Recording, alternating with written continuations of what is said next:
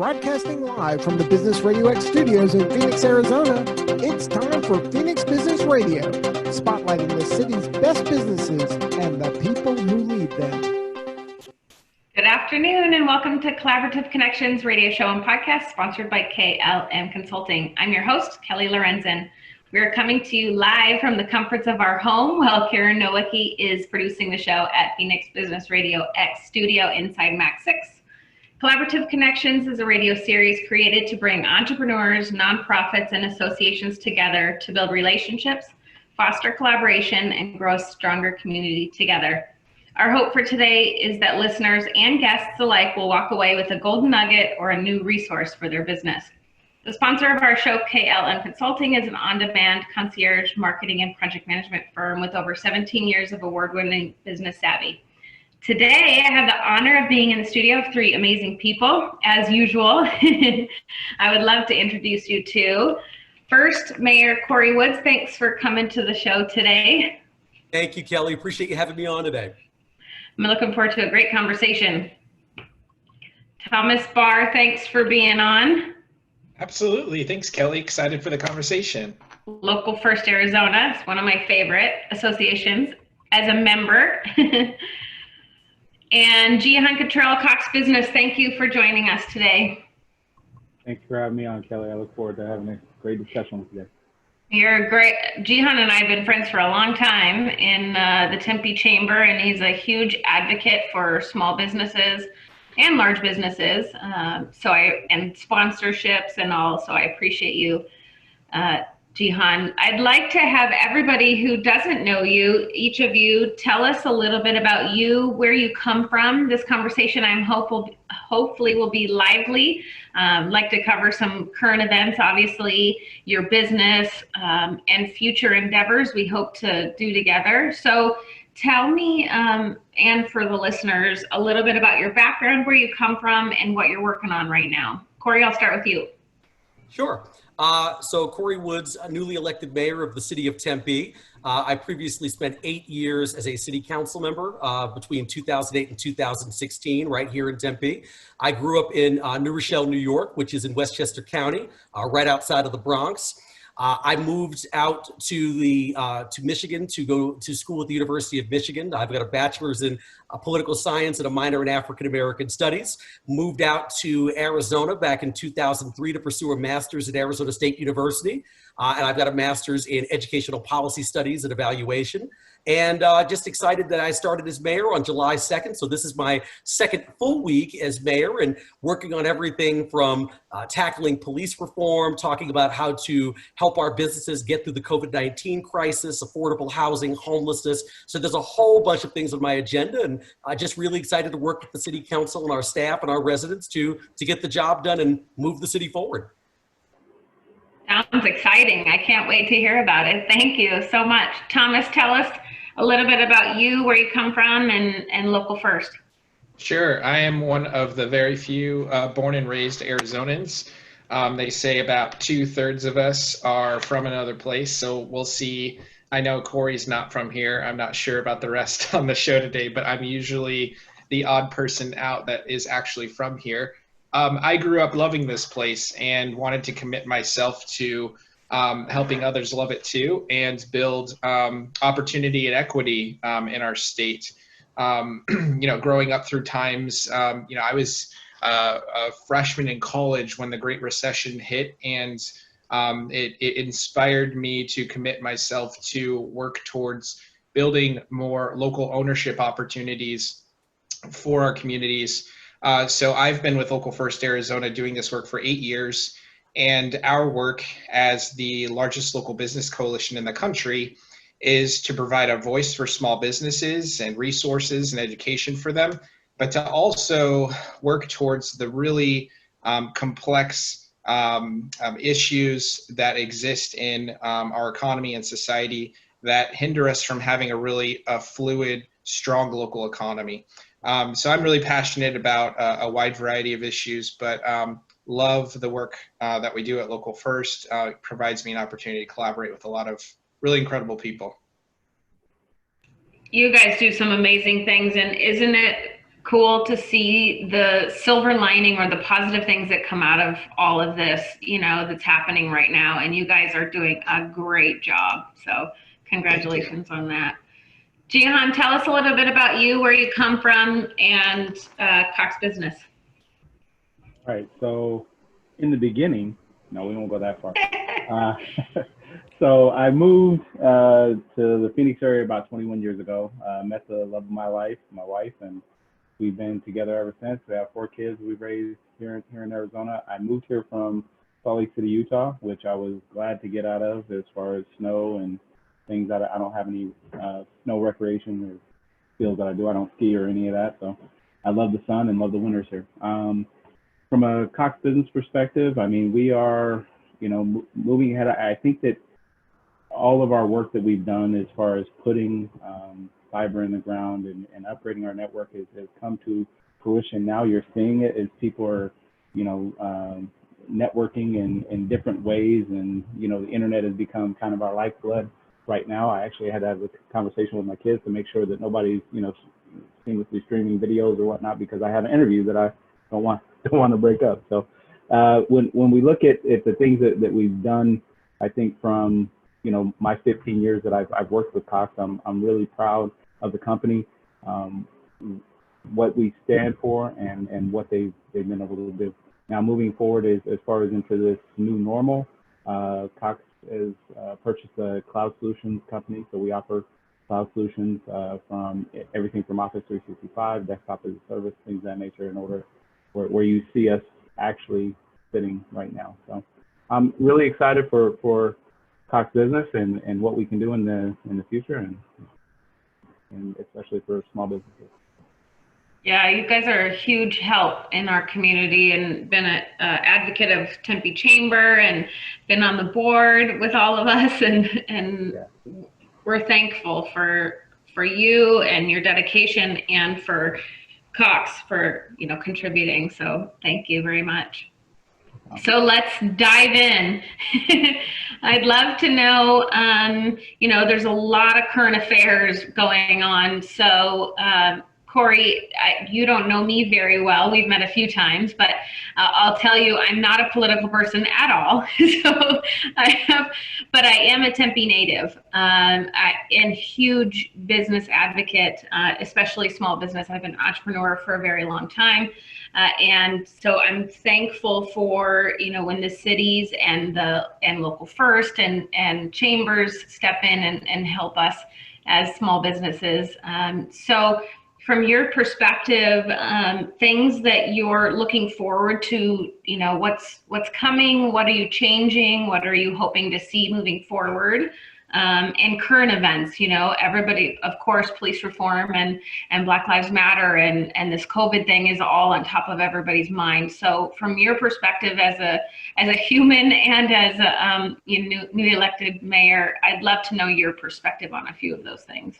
Sure. So there are a number of things that we're working on right now. I actually just got off a call with the CEO of the Tempe Chamber of Commerce, Ann Gill, right before we started here, talking about ways that the city could continue to partner with the Tempe Chamber of Commerce to support our local and medium-sized businesses during this time.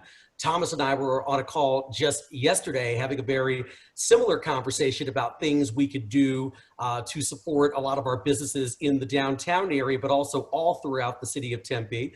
And so I really consider these organizations, the Tempe Chamber of Commerce, Local First Arizona, they really are organizations that are partners with the city of Tempe and provide so many resources and so much support to a lot of our businesses. And so my perspective as mayor is we have to do whatever we can to treat them as partners and make sure that we recognize the tremendous amount of knowledge and assets they bring to the table. So I'm really looking forward to working with them, especially during COVID-19, where everyone has just been ravaged by not being able to go out as much as we used to spend money in a lot of our same local establishments, to make sure though that a lot of our businesses that are currently struggling are still here when we come out on the other side of this. At some point, COVID-19 is going to be over and we're all going to go back into the world like we once did, and we'll one day probably tell stories to our grandchildren about what this whole thing was all about. But at the end of the day, we still have to make sure that the businesses that we spend a lot of time at, with the restaurants I eat at,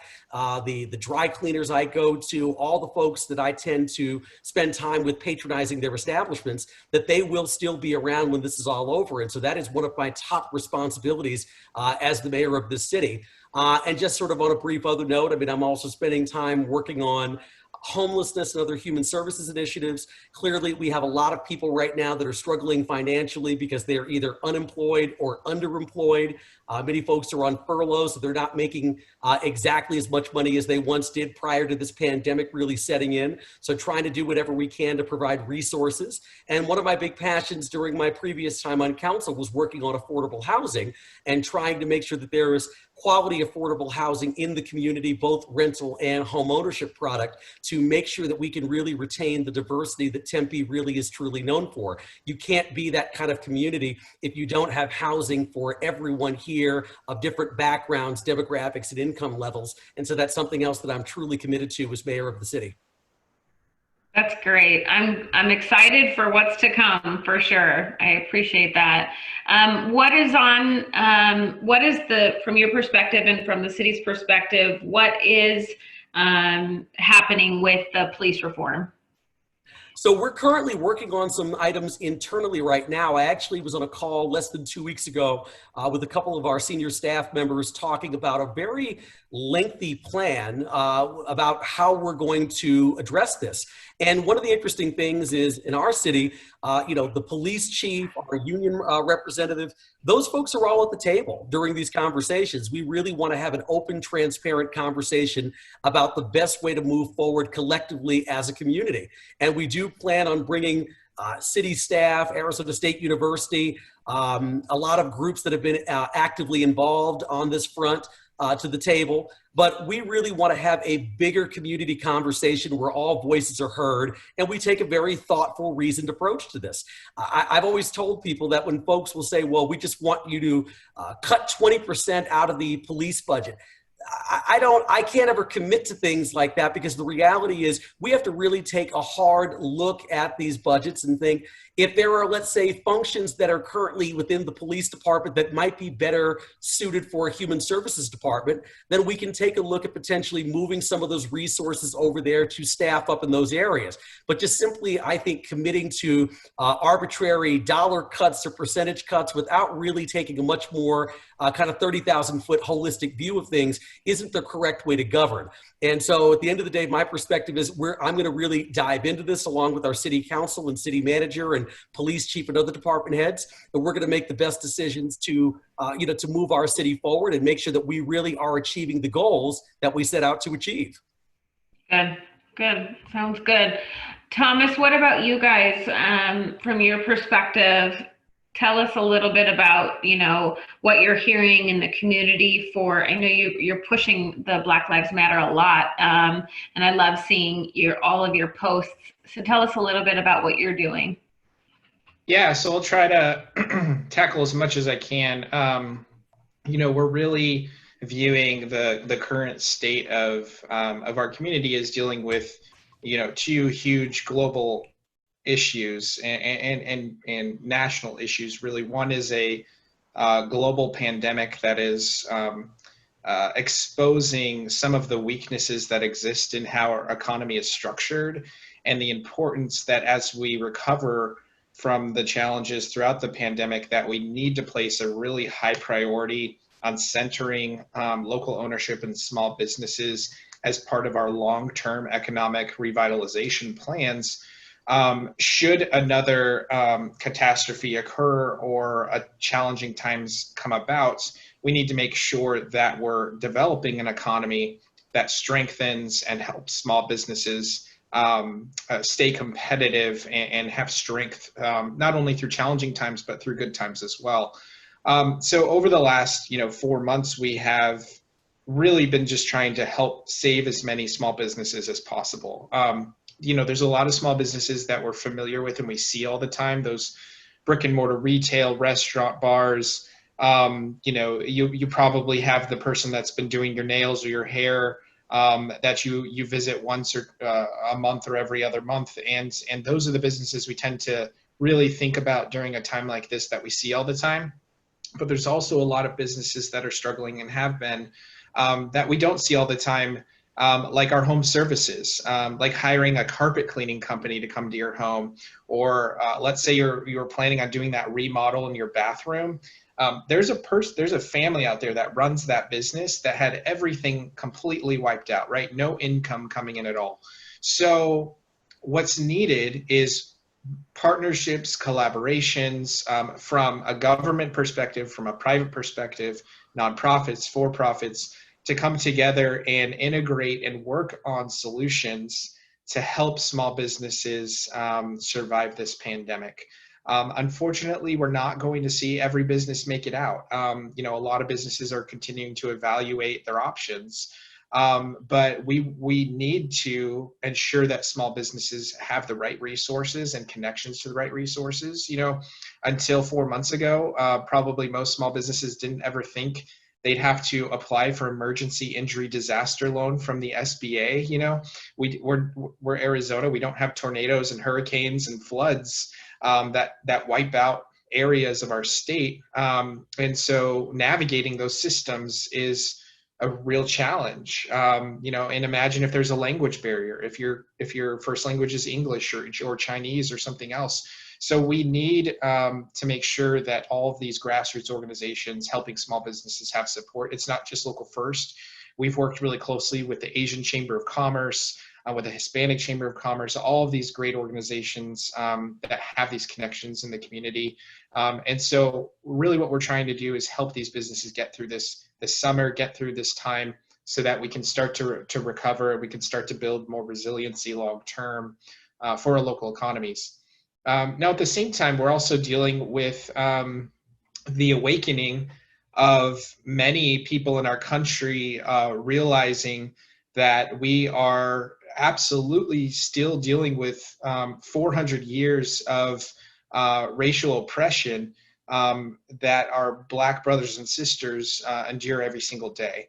And it's the responsibility, in our opinion, at Local First Arizona, for everyone to step up and make intentional actions, to have conversations with your family and friends about what it means to support Black lives, but also what steps you can take as an individual, as a business, as an influencer in the community, to support this movement, because it is critical for us as Americans to step up and do something about it. So one of the things that we're doing at Local First is we're encouraging people to consider moving their money out of big banks and into locally owned banks and credit unions. Not only by putting your deposits into a local bank does that local bank have people here in the community that are lending more to small businesses, that have ties to the community, that are connected right here. But when your dollars are invested in a bank that's far away, let's say one of the big banks, those banks have a history and a pattern of investing their dollars into things that aren't necessarily in the best interests of Black lives. A lot of banks have invested in private prisons for a very long time. They've participated in practices called redlining, where they will actually carve out areas of the community that they will not lend to for mortgages and homes and things like that. And so we're encouraging people to educate themselves about these issues. And actually the week of July 27th through the 31st, we're running a week-long campaign called Move Your Money, where people can get connected to local banks and credit unions, take the pledge to put their dollars right here in Arizona, and take a stand for racial justice at the same time. I think it's what you brought up is a really good point. Is there's ways that any of us can help in either of these things, right? So Corey mentioned from the government perspective, having everybody at the table, right? Somebody like me, who I'm a philanthropist at heart. I wish I could be just that. My husband says I need money for that. But every month I'm thinking, what else can I do to give back? What can I help in this community? What can I do? I'm constantly, I grew up like that, right? I have a family of entrepreneurs and philanthropists. So to your point, actionable things. We need actionable things that we can do to help, right? That makes a difference for me. If you say to me, okay, move your money, cool, done, like just consider it done. You know, if you say, go support Black-owned businesses, done. I've, you know, been there, done that, been doing that my whole life. So I think it's good for people in your, for all of you to give others actionable items that we can do, you know, whether it's donating our time. Like you said, there's a lot of people, Corey, that are going to be homeless. Okay, so what, you know, communities and what organizations in Tempe can we volunteer, you know, where can we donate our time and money? So I think that's a huge thing, maybe a takeaway for anybody listening and for future is all of us can provide something, whether it's our time, our money, our words, you know, getting behind doing actionable things. So I appreciate all of you saying, here's some things we can do to, you know, to change things, because we need the change, for whether we're talking about COVID or whether we're talking about Black Lives Matter or homelessness or any of that. So I appreciate you talking about the things that we can do. Kelly, can I add something to what Thomas said to just, in full disclosure, I mean, I'm a member of a board member for Landings Credit Union, which is a local credit union here. And a lot of my accounts are there. My checking account is there. My campaign account was there. My car note is over there. So all of those things are with a local credit union. But the thing that I love the most about working with them, and it's not just because I'm a board member, it's the kind of personal service they give. They really do know their membership. People will tell me all the time that they're amazed that from everyone from the tellers to the senior administration actually know the people coming into the credit union. They know their first names. They call you on your birthday to wish you happy birthday. And I can tell you that a lot of the money they give out from a philanthropy standpoint absolutely stays in the city of Tempe, in the communities that they currently have financial institutions in. And just a quick shout out to their, you know, sort of new CEO, Brian Lee, who's been part of the organization for quite some time. When the George Floyd murder happened, Brian actually reached out to me at one point and said, we really at the credit union would like to take a stronger stance in terms of supporting Black Lives Matter and talking about this issue in a very public way and participating in some kind of, you know, social media campaign to show our membership and the larger community that we do stand in solidarity with the movement. Now, in the past, I think a lot of organizations would probably say, well, look, we have members from all different kind of political backgrounds and ideologies, so we don't really want to wade into that issue. We're a bank, so we don't need to get involved in such things.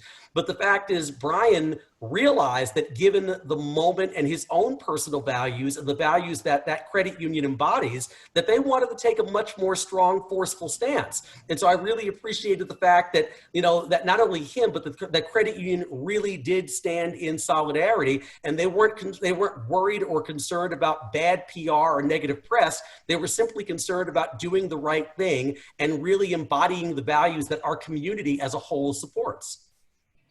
I love that. See, we need more of these stories. It makes me, my whole body has chills. You can't see it because we're on air, but I love, you know, that you stand in solidarity together and have those, and they're not worried about, you know, oh, what if we lose clients? You know, what if we lose patrons? They've been a great, Landings Credit Union has been a great advocate and, you know, sponsor of the Tempe Chamber of Commerce. I mean, I've known them forever. You know, Margaret Honeycutt is a friend of mine, and I think they're doing a great job, but to have them stand like that, it's like you want to put your money like somewhere in a company like that. I know, Jihan, you and I were talking about Cox as well. I think people need to hear what these bigger companies are doing so that they feel as a small business owner, it's okay too. You know, it's okay to say, if these big companies can do it and, you know, and stand in solidarity, then we should be able to speak up our minds as well. I think you get a little, you know, you get nervous or scared, you know, oh, what's going to happen if we say something, but it's okay. It's kind of, it's nice to have the example from these bigger organizations. And I would agree with that. I mean, from a Cox perspective, the things that we're dealing with, of course, were, you know, twofold. You had COVID, that came out, and a lot of things we did, not just for our residential customers, but we basically took off some of the bandwidth requirements and things of that nature, weren't charging people from a residential standpoint. And then you look at on the business side, we also had some other things that we were trying to either provide discounts and help small businesses as they get through, certain times for a couple of months. So, and then you look at our responsibility as far as not allowing text to go into homes and continue to spread. So there's certain things that we did from an organization that we're making sure that, from a COVID standpoint, that we're responsible and doing things responsibly within the community. And then you look at the stance that was, as George Floyd happened, hats off to the organization I work for, because when you look at the leadership and Alex Taylor, who was the grandson of James Cox, he actually had a outstanding internal email that came out and talked about what we stand for, and talked about how at Cox we stand with police officers, we stand with Black Lives Matters. We're in this together, and we need to find a way to actually get some resolution. So other things that we've done from an organization is actually have a couple of town halls. We had one actually today, and I believe one about 2 weeks after the Brooks incident in Atlanta. So I mean, after that happened, it almost brought me to tears just to get the response from the organization, and it was a video response that actually came out, and to hear the emotion from Pat Esser and our leaders and what they basically saying that we matter, I matter, because the challenge that I had, and I know we talked about it, Kelly, is after all this kind of popped off, I had a conversation with my son, and I never thought that I would ever have a conversation of that nature. You don't see yourself having that talk. So we had a conversation. He's 10, he's going into 5th grade, and getting of that age. So, but it's things like that when you work with an organization and they stand for certain things, and like you said, once you have the larger organizations actually take a stance, and you see the sea change, and I'm amazed at how much it's changing and how much it's actually moving forward. So excited to see where our new normal will be and kind of where things are. I love that. From a business perspective, what about the economy moving forward, Corey? Is there stuff that we can do as a community and businesses to help that? What are you advocating for? Yeah, so absolutely. I think there's things that we can do. One of the things I remember, I mentioned talking about my board membership with Landings Credit Union. And I'm so glad you mentioned Margaret Honeycutt, was an exceptional CEO, and she was the one who actually recruited me for that board 10 years ago now, which I can't believe it was that long ago. But I still remember my meeting with her over in the old Riazzi's restaurant, where she talked about joining the then Tempe Schools Credit Union Board. So big shout out to Margaret if she's watching. But I was going to say, yeah, we have a big. There's a lot of initiatives. That's part of what I was actually discussing with Ann Gill, was how do we find ways to partner to let people know that there are businesses that are still operating currently, that still have the same goods and services on hand. How do we make sure that our residents, and even frankly residents in surrounding Valley cities, know that they're still open for business, and that we need to make sure that people find ways to support them? If you're comfortable going to a restaurant to go pick up curbside, then we would hope that you would actually go do that. And we really need to encourage people to do that. I know, organizations like Local First Arizona, really talked about, in Tempe, Takeout Tuesday, to make sure that, to call attention to the fact that, hey, on Tuesday, let's try to make sure that we go pick up curbside takeout from one of our favorite local eateries to make sure that they're still generating income. But I think that, and then I think there's other things too, even when I look at, though, from a bigger picture standpoint, Tempe is a huge hub for Class A office space in the Valley. And one of the things I've actually been having conversations with our economic development staff about, and a couple of council members and people in the community, is what is that really going to look like in sort of the aftermath of COVID-19? There are a lot of companies that are talking about not really sending their employees back to a real office space once this is over, either because they've realized that they're getting the same or even more productivity out of their employees working from home, or frankly, you've got employees who are saying, I don't want to go back to that kind of environment because I'm concerned about my own health and well-being. So one of the things that I've been asking folks who approach me and talk about, I've got a project that's still got a ton of Class A office space, and I know a lot of these projects were developed prior to COVID-19, but saying, is that really still the direction that we want to go in as a business community, is promoting all of that sort of large scale office space, when quite honestly, the model behind how people choose to do business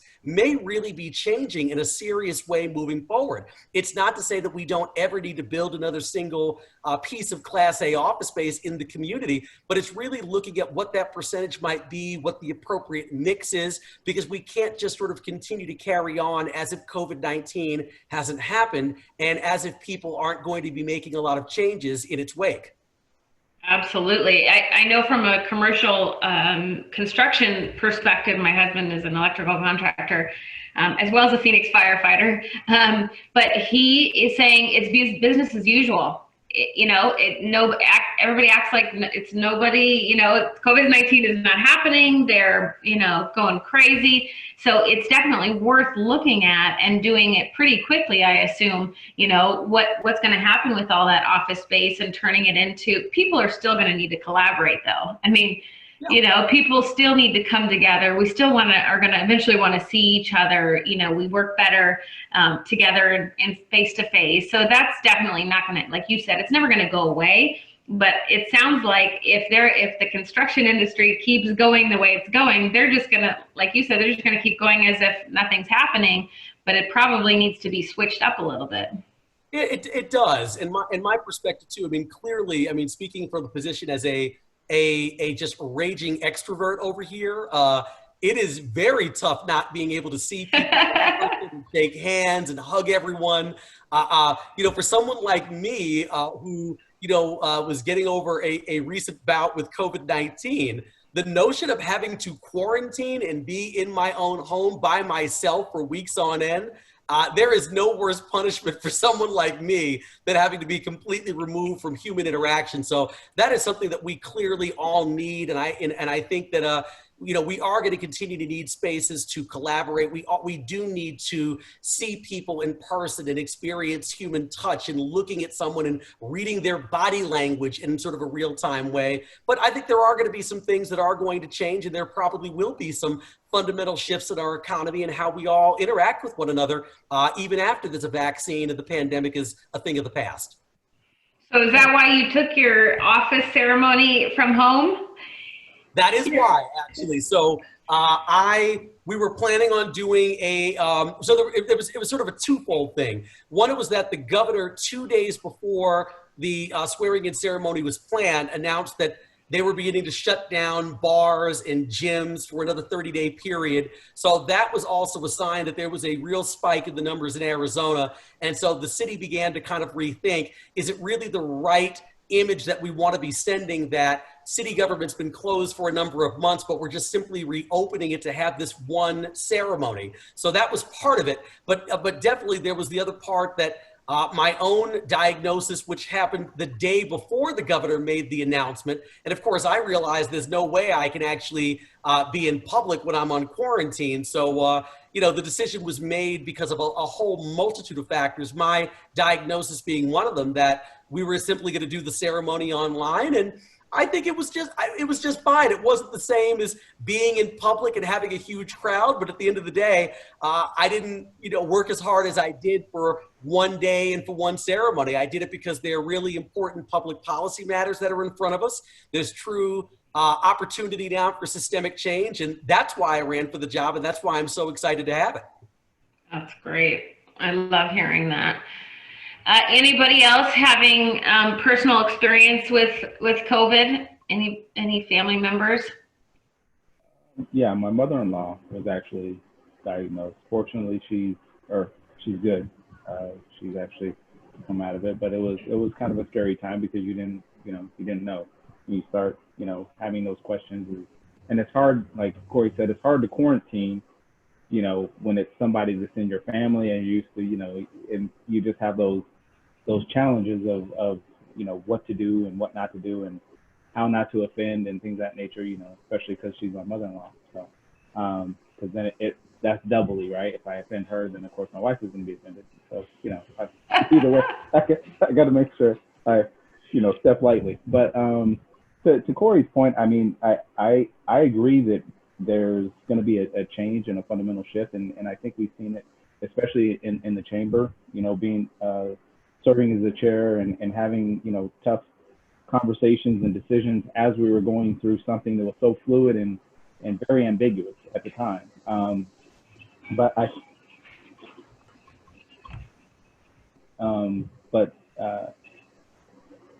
And I don't know if I'm getting background. You're good. Okay. So, but just dealing with the initial instance of COVID, and kind of as things changed and we started doing virtual events and having success with that, I'm actually excited to see what the new normal is going to be, because when you look at the ability to maybe go to an event or be a part of an event from wherever you're at, maybe we have hybrid type of situations and connections. I'm actually excited to see what our events are going to be, what they're going to look like, after everything comes out. So I think there's going to be some opportunities. And on another note, I mean, with my kids and the technology that they're actually using Teams, and my son's in 5th grade, and the things that he's going to be able to learn, I'm excited for that as well. Because he's actually came in and we were comparing notes, if you will, because I was on a Teams meeting, and he came back and, I have that, and he gets all excited when his friends call him and they do a Teams call and they talk about their homework and everything else. So I mean, from a technology standpoint, there's so many things that we can do, and I think that we weren't actually utilizing, but now we see, because we're made to sit in these 4 walls by ourselves and have thoughts and and how we are going to connect and how we're going to do this and how we're going to make this thing work. So I think with the resolve of not only Tempe, but I just think our nation, I think it's there, and we'll find a way to actually get through this and actually come out better. So I think so too, especially with the help of everybody, all the people that are pushing for it. Even online, social media is obviously one of the things that I do, but it's neat to see the use of it for positive change, right? To talk about things, whether it's wearing a mask to protect everybody, or whether it's supporting, hey, did you know that there's, 15 small businesses in Tempe that are all owned by, are Black-owned businesses? Like, how cool is that they can list out everything and we go, oh, okay, oh yeah, I already knew that, we support that, oh good, I didn't know that, let's, I'll buy my coffee from, a local company instead of outside. So I love, another silver lining. We all used to say social media was going to be the death of us, right? But I think it's a positive thing in that we can stay connected. Obviously, we need that right now, extrovert and all, right? But also for pushing those things that people may not know, right? If we are all at home and we're not in talking to everybody all the time, well, then what do we need to know? We need to know that there's, local companies that are struggling, okay, or changing your money from, somewhere else to buying local, or so I love the social media push that everybody's hopefully using it for is good, positive, feedback and pushing those stories out, right? Pushing the stories of, hey, my had this conversation with my child. I didn't think I'd ever have to have that, and here's what happened. Here's what came out of it. I really think we need to continue to push those stories of whether it's Black Lives Matter or small businesses in the local community. Keep pushing that, or wearing masks to protect yourself. My husband's seeing so many sick people with COVID, and luckily he's protected wearing masks. So I think I just would hope that my call to action would be to continue to use social media for a positive change, continue to use your voice and talk about those things so that we can hopefully change a few lives and help people. You guys, Thomas, you had talked about earlier about supporting small businesses. What can the community do right now to do that? I think Corey touched on a lot of it. I think it's about being proactive, about thinking through unique ways that you can support businesses. I think we all tend to navigate toward supporting businesses through takeout, curbside pickup, for restaurants, food, that kind of stuff is great. We want to keep continuing doing that, but also thinking through other ways that you can do so as well. Keeping your memberships for local organizations like art organizations and things like that. Is there a home project you're working on or you're going to be doing that you can reach out and support a local business with? And just having those conversations with families and friends and thinking of ways that you could be proactive about it. That might not be the typical ways you can do it, is something that we're talking about and influencing as well. Good. From a Cox perspective, what are you guys thinking is the future? What does the future hold for supporting, everybody, especially at home? Talk about remote working. Tell us a little bit about what you're hearing from a Cox perspective as far as working from home and what you guys are going to do for moving forward. Well, I think this is presented us with the challenge of having to look at our business continuity planning and what that means from a perspective of not only a large business, but also small business. What are you going to do in the case, and how will you stay connected? How will you keep your workforce, connected and productive? So from what we're seeing a lot of things are transitioning from on-site to the cloud, a lot of mobility features as far as phone features, phone system services, things of that nature. So it's where the pendulum is shifting. These things have been here for a while. I mean, we all know that the cloud has been on the uptick for probably the last 10, 15 years. But now it's, prevalent and it's in front of us and it's facing us. So what are we going to do and how are we going to provide solutions for it? So from a Cox perspective, that's what we're looking at. That's what we're trying to provide and ask our customers as far as, what they're, what's on their whiteboard, what projects do they have coming up, what are their, from a 30,000-foot view, where are they going and what are their plans in case something happens? Because I don't think anybody really expected, this to escalate as it did, but it did, and we're here now. So what are some of the solutions that we can do, or what are some of the solutions that we can put forward to make sure that businesses are solvent and they're still able to be productive? And then Thomas brought up a good point. I think from as far as keeping memberships and looking at that, making sure that we're staying engaged in the local economy. That's very important. I think about our local taco shop that I always call my buddy because that's one of our favorite places. That's like our go-to. Also, some other items when you think about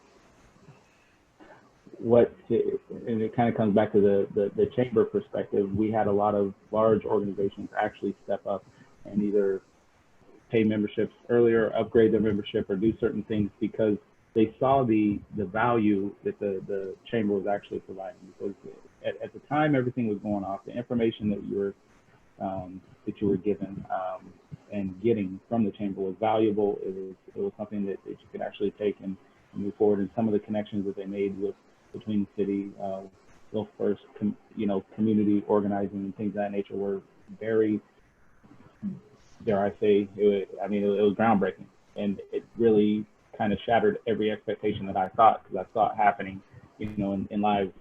It's like when you look at something, you're like, wow, we accomplished that. That's amazing. So, given where we're at, I think that's one of the most important things, to make sure that we're staying engaged, that we're continuing to reach out to folks, whether, being an extrovert. Yes, I miss my networking events. I miss, the people that I work with, because I'm usually not the, guy that sends an email or IM or whatnot. I come by and I walk by your desk and I say, hey, how you doing? And those type of things. So I miss that, and, my tribe and my people. But what I try and do is stay connected and make sure I either have phone calls, ping them on. Now I ping them on IM because I have to, and it sometimes can be challenging, but for the most part, that's what we're working on. You talked about helping people that may not have the connectivity when this first started. Is that something that Cox is still doing, supporting those people that may not otherwise be able to afford the connectivity? Yes, so we do have it's Connected to Pete, which is basically a program that we offer to low-income families that qualify for it. So it's a way for kids and families, especially kids, because it's usually provided through the schools, or the information is given through the school system. But it's a program that allows families to be connected, make sure that, especially in the trend that we're going, where schools are going to be virtual, so that's going to be a big push that you'll see coming from Cox Communications as well. That's great. It's such great news when you have people coming together to do that. I love that. So on a whole nother note, tell us, each of you, we have not a lot of extra time, but some people have some extra time because they're not commuting anywhere, right? So tell us, if we had time, you have a favorite book or a podcast that you listen to, or that you've read lately that people in the business community should be reading? Corey, you reading anything good lately? Honestly, I have spent so much time reading things that are sort of city related. I have not really taken the opportunity to read anything from a leisure standpoint, which I probably should. And whenever I'm not reading documents from a city or work standpoint, I'm probably just watching TV and trying to practice some form of escapism. So I've probably watched, I would say, probably a third of the content on Netflix at this point. So I'm just So I wish I had some magical book I could recommend to everyone out there watching this, but I unfortunately don't have one. But hopefully the other two folks do have one. Thomas, you've been reading anything good lately? I tried to get in at least a couple books here and there. I'd say the one that I've been recommending a lot over the last year is we are a part of a group called the National Community Reinvestment Coalition.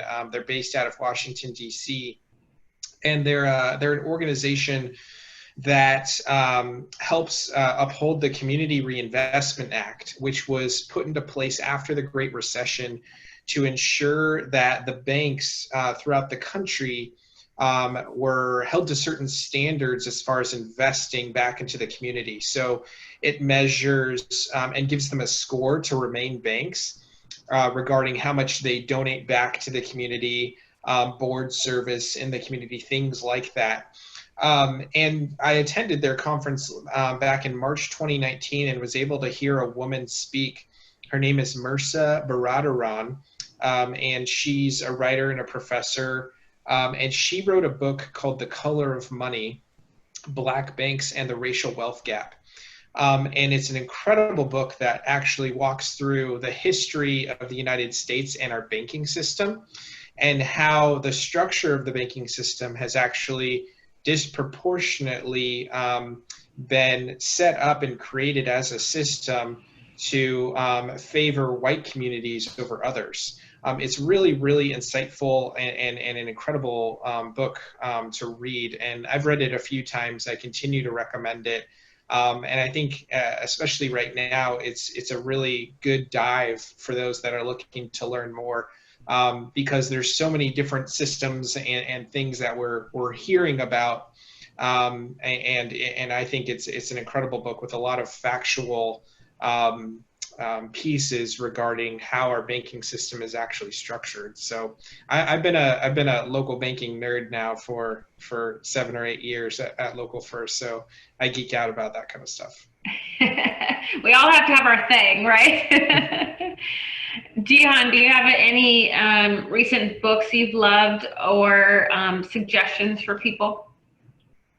Well, right now I'm working on The 5 Dysfunction of Teens, which is, Patrick Lencioni, I believe. And it talks about that you need that basically metal sharpens metal. So you need some type of dysfunction, and I think, what's the proper word I'm looking for here? To be able to correct it. Yeah. So you just need to be able to go through it, and it's, I guess, a time that we find ourselves in right now. It's fitting that you see ourselves actually sharpening and looking. And to Thomas's point, as far as looking at some of the historic, I guess, impediments that have been in place for, for Black people and people of color just in general. I would recommend, if anybody has time to watch something on Netflix, you can look at 13. And that was still an amazing, just an informational history of policing and our criminal justice system and what it has meant over the years and over ever since, the emancipation. So when there's information out there right now, I think it's the challenge that we find is, yes, we're reading memos, we're going through certain things, we find ourselves full sharing so much during the day, but definitely finding times to make sure that you're broadening and making yourself aware of things that, really matter. If we're going to move forward and make any progression, we got to make sure that we have an informed citizen, and we're dealing with, the facts and based on our history and what is prevalent and what we know. I'm an auditory learner, so when you tell me, I'd love either audiobooks or to watch something like that, because I'm not political and I'm not a history buff. It helps me to learn easier if I watch stuff like that. So I'll definitely have to watch that. And one other plug I'll give is Jane Elliott. If you get a chance to either YouTube or watch some of her interviews, I mean, she is amazing. And when I hear her speak and talk about, just race and racism, she's, a smaller little white lady. And when she has a conversation and she talks about Martin Luther King and the death and what that meant to her, I mean, I've watched probably 10 interviews, and every single time she starts to talk about it, she tears up. And you could tell it's not, I mean, she literally is like, wow, she's really dealing with that in a different way, and it hits her, because she lived through it, and she talked about, what they were doing at the time. She was teaching a lesson about Martin Luther King and everything else. But I mean, just amazing to hear her talk about race and what it means. And once we get past the actual race of, she basically says there's only one race, and that's the human race. So once we can actually start looking at it from that perspective and having conversations and finding commonalities, then I think we'll definitely move forward. I love that. We've been talking a lot with our kids too, and I think sharing those stories with your children and with your friends and having those conversations is going to be a huge movement forward, help the movement, right? Help it is the more we talk about it with friends and the more we talk about it with our kids, and hopefully we keep crossing our fingers that it's going to be better the next generation, right? But we can actually do something about it by what we're teaching our kids. And it's funny because they're always listening, right? You think that you're like, oh my gosh, they never, kids never listen to you. But I loved it because I've had so many conversations with people. My son brought me his iPad and showed me 3 t-shirts that he created for the Black Lives Matter movement. He, created them and said, Mom, can we print these? Can we get these made? I want to wear it to the grocery store. Then, we're not going anywhere, right? So he's like, where can I wear it? I want to wear it and I want to create one. I love that, that you can think that you're doing something, but when you see it or hear it in your kids, you're like, okay, phew, at least I'm doing it. At least I'm doing a good job, or at least they're listening to something good out of it. So I think that's another thing, is talking about, the next generation and what we're telling, what's the story we're going to tell, and what are we having the conversations with our kids about. Karen is on producing for us, and she's on the background saying, talk about the racism in small business and the arts podcast. So that's another thing people can look up that she's doing on Phoenix Business Radio X. So they're doing a series, and I think that's worth the listen as well. We are at almost the top of the hour. Can you believe it? It's been almost an hour. It goes by so fast. So in a few minutes of closing, is there something, each of you, I'd like to tell us, is there something I missed? Is there something you wish I would have asked you? Is there something you want to share with everybody before we close? Corey? No, I think it was a very expansive interview, and I just really appreciate the opportunity to be on today. The biggest thing I would say to people as well is that, and I talked about this during my swearing-in speech a couple of weeks back, is that we're going to be fine. This is a really tough time. It's nerve-wracking. I can't imagine how challenging it is for people who are small business owners, who have sunk their entire lifetime fortunes into these businesses to make them work, and they're experiencing an incredible amount of hardship. But at the end of the day, I can promise that, this too shall pass at some point. We just have to do the best that we can to protect one another and support one another during this time. And the other thing I would just say too, coming from kind of a city standpoint as well, is sometimes there's this trepidation and frustration around mask policies and things of that nature. But the reality is your local government isn't telling you to do these things because they're trying to make your life difficult or because they're trying to harass you. We're doing it because we're really trying to stop the spread of a very serious virus and also avoid another shutdown. The last thing we need is all of our local small businesses that we support and that we love, and we know the people who run and own and operate them, to be shut down again because we see yet another spike in the cases here in Arizona. So if we're asking you or telling you to wear a mask when you go out into public, it's because we're simply just trying to get this situation under control so our small business people and our business community in general can continue to thrive, and so we don't have to once again shut down Arizona's economy. So that's the one thing I'd like to leave listeners with today.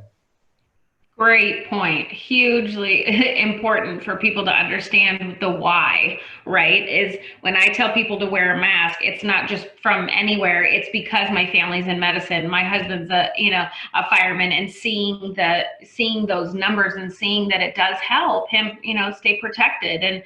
And so that there's 100 firefighters in Phoenix that are off right now with COVID. Well, what happens if we have no more firefighters to come get you, whether it's, a COVID emergency or you break your arm or your child is sick, right? So it's not just to protect yourself, it's to protect others, but it's also so that we're not overloaded at the hospitals, right? It's not so that's a great point. Thank you so much for saying that, Corey. Jihan, tell us anything that you'd like to let listeners know or something I didn't mention.